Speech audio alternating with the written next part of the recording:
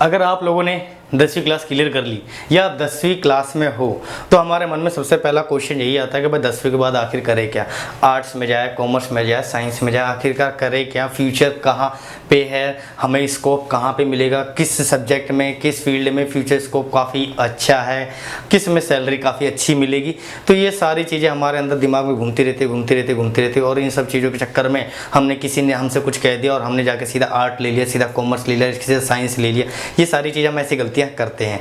तो मैं आपको इस वीडियोस के अंदर आपको दो सबसे मोस्ट और इम्पोर्टेंट और सबसे सिंपल ट्रिक ऐसा बताऊंगा जिससे कि आपको अपने फ्यूचर की स्कोप भी दिखेगा, उसके फ्यूचर की मतलब सैलरी पैकेज क्या होगी, उसके लिए फ्यूचर में क्या डिमांड होने वाली, सारी चीज़ें आपको क्लियर हो जाएगी। उसके बाद ही आप 10वीं के बाद आप एडमिशन करवाना। Hello everyone, this is Vicky Rajput. अगर इस चैनल पे पहली बार है प्लीज़ चैनल को सब्सक्राइब करें, नोटिफिकेशन बेल को हिट करें ताकि आपको रेगुलर वीडियोस मिलती रहे। इस चैनल पे एजुकेशन और मोटिवेशन से रिलेटेड सारे कंटेंट आपको मिलते रहते हैं और जिन लोगों ने चैनल को सब्सक्राइब कर रखा है उनका तहे दिल से शुक्रिया। और अब हम चलते हैं अपने टॉपिक के ऊपर। तो मैंने आपको सिंपल से इस टॉपिक में बताया कि हम आगे 10वीं के बाद करें क्या। सिंपल सी बात है, बहुत से बच्चे क्या करते हैं कि 10वीं के बाद उसने देखा कि मेरा दोस्त साइंस ले रहा तो मैं भी साइंस ले लेता हूँ, उसने देखा कॉमर्स ले तो कॉमर्स ले रहा, उसने देखा आर्ट ले रहा हूँ तो वो आर्ट ले लेता है और वो फिर फ्यूचर में जाके कहीं ना कहीं स्टक हो जाते हैं। क्यों? क्योंकि उन्होंने शुरुआत में प्लानिंग नहीं करी। तो मैं आपके साथ दो ट्रिक्स शेयर करना चाहता हूँ जिससे कि आपके फ्यूचर के लिए बेनिफिशियल हो और आपको आपके फ्यूचर के बारे में, उस चीज़ के बारे में पता रहे कि आप आखिरकार कर क्या रहे हो। बहुत से बच्चे ऐसे ही हैं कि वो 10वीं कर लेते हैं, 12वीं कर लेते हैं, 12वीं के बाद कॉलेज भी कर लेते हैं, लेकिन उनको यही नहीं पता होता कि वो कर क्या रहे हैं और किस लिए कर रहे हैं, उसका फ्यूचर स्कोप है भी या नहीं है। और आप इस वीडियो को देख रहे हैं तो मैं नहीं चाहता कि आप भी ऐसी गलती करो। आप भी अपने लिए पहले रोड मैप तैयार करो। भाई सिंपल सी बात है, अगर कोई मुझसे कहता है कि मेरे को यहाँ से लंदन जाना है तो मैं डायरेक्टली लंदन के लिए निकलूंगा नहीं।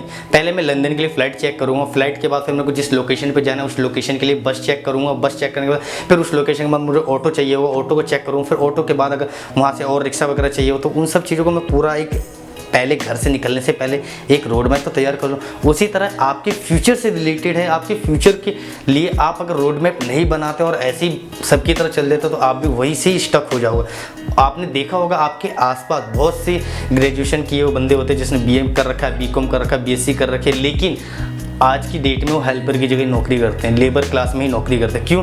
क्योंकि उन्होंने स्टार्टिंग में ही अपनी जो भी फील्ड चूज़ करी उस फील्ड के बारे में डिस्कस नहीं किया, उसके बारे में सोचा नहीं, फ्यूचर के स्कोप के बारे में देखा नहीं और उस फील्ड में क्या करना उनको खुद कुछ नहीं पता। बस उन्होंने अपने दोस्तों को देखा, सबने कहा कि पढ़ ले, उसने पढ़ लिया और उसने ग्रेजुएशन भी कर ली, पोस्ट ग्रेजुएशन भी कर लिया, लेकिन फिर भी आज भी उसे ये नहीं पता कि करना क्या है। तो मैं आपको दो ट्रिक बताना चाहता हूँ। तो पहला ट्रिक, सबसे सिंपल ट्रिक है कि मैं आपको थ्योरेटिकल नहीं बताऊँगा कि हाँ आर्ट में ये फील्ड है, कॉमर्स में ये फील्ड है, साइंस में ये फील्ड है ना। सबसे सिंपल सा प्रैक्टिकली बता रहा हूँ आपको, ठीक है।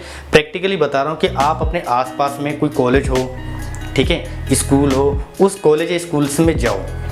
आप वहाँ के कॉलेज में जाओ, कॉलेज के बाद जो बाहर जो स्टूडेंट निकलते हैं आप उनसे मिलके बस 10-15 मिनट उनसे टाइम निकाल के आप कह सकते हो कि सर हमें थोड़ी सी इन्फॉर्मेशन चाहिए थी, और आप जिस फील्ड में जाना चाहते हो उसके रिगार्डिंग आप उससे पूछ सकते हो। क्यों? क्योंकि वो उस चीज़ में पढ़ रहा है। भाई मान लो वो बीए कर रहा है, आपको बीए में जाना है, बीए में कौन कौन से सब्जेक्ट होते हैं, कितने सब्जेक्ट होते हैं, कैसे पढ़ाई होती है, कौन सा सब्जेक्ट इंपॉर्टेंट है आगे, उसके बाद उसका फ्यूचर क्या है, स्कोप क्या है, तो वो बच्चे आपको ज़्यादा ईजिली बता पाएंगे उस स्कोप के बारे में जो कि वो पढ़ चुके हैं उनसे।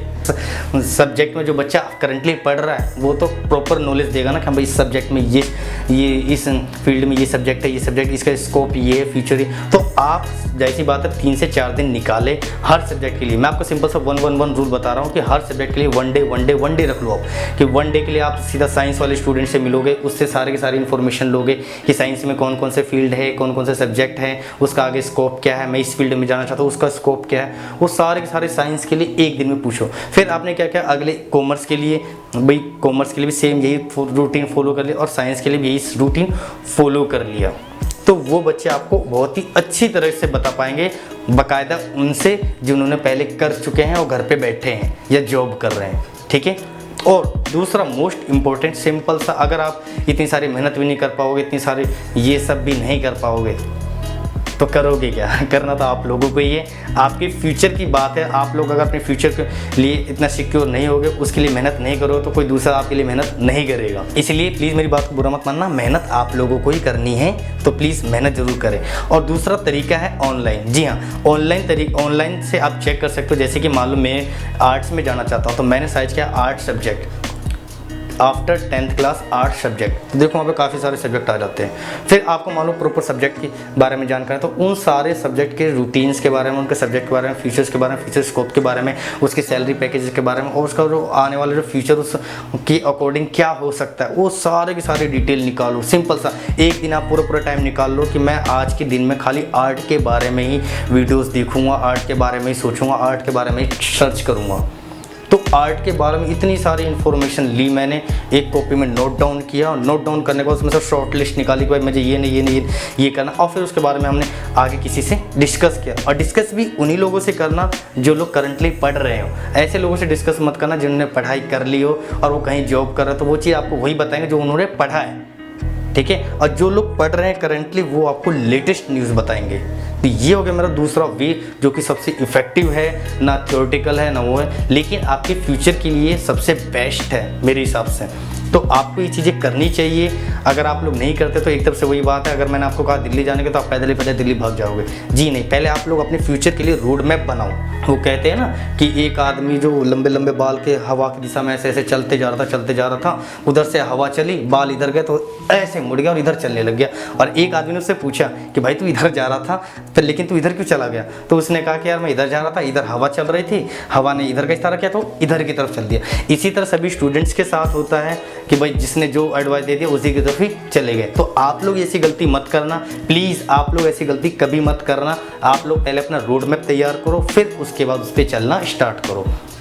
आई होप आपको वीडियो अच्छी लगी होगी, इन्फॉर्मेटिव लगी होगी, तो प्लीज़ एक लाइक करके मेरा हौसला ज़रूर बढ़ाएं। और चैनल पे पहली बार है प्लीज़ चैनल को सब्सक्राइब करना ना भूलें, नोटिफिकेशन बेल को हिट ज़रूर करें। और आपने अगर चैनल को सब्सक्राइब कर दिया तो आपका तहे दिल से शुक्रिया, और अपने कीमती समय देने के लिए बहुत बहुत धन्यवाद।